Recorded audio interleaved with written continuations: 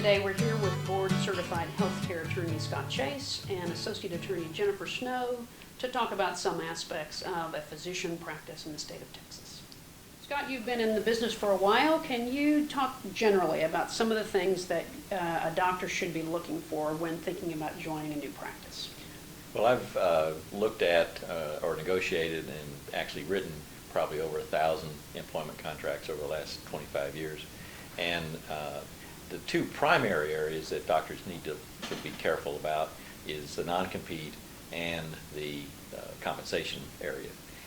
And I've had literally dozens of physicians come to me after they've been employed for a while and said, I sure wish I had had a lawyer look at my contract. And so I highly encourage doctors to get a lawyer to look at a contract before they ever get started in practice, because there are things that can be negotiated by a lawyer.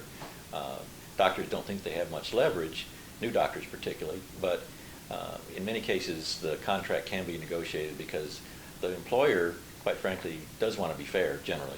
And sometimes the contract can be made more fair by having a lawyer negotiate it and suggest some changes. Well, let's break down the two issues that you mentioned specifically. Let's talk about the non-compete first. And obviously we're in Texas. Is there a specific provision in Texas that relates to physician non-compete agreements? Yes, there is. Texas law requires certain provisions to be in an employment contract in order to make the non-compete enforceable. And those provisions are generally in employment contracts, but you can still negotiate various aspects of that non-compete when you're going into a new practice. Well, let me shift over to Jennifer. And Jennifer, can you think of some things that a doctor might want to be considering in negotiating the non-compete aspect of his contract? Certainly. I think you want to look at the scope of prohibitions included in the non-compete, and that can pertain to both the doctor's type of practice and to the type of facilities that he's prohibited from working in, and also even to the locations where he's not allowed to work.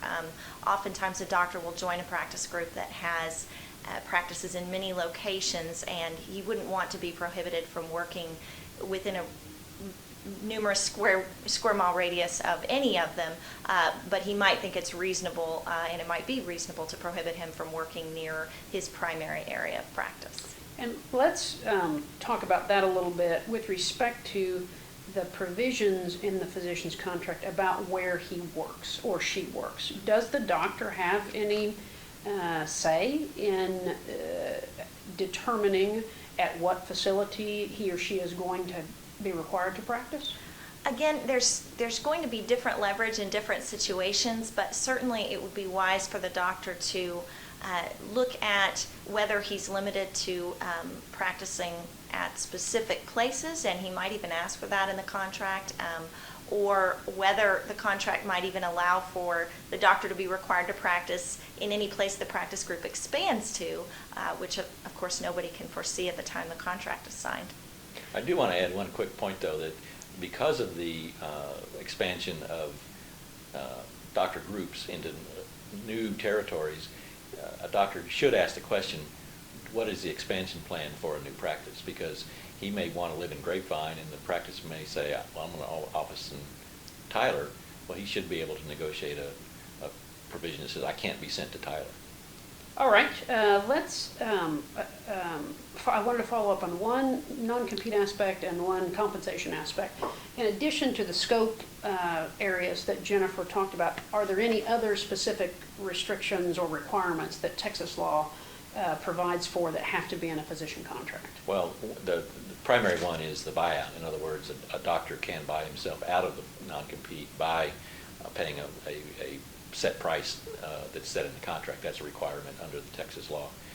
Another protection for the doctor is that he is allowed to see patients that he's currently seeing even after he leaves. Even within the non-compete area? Yeah.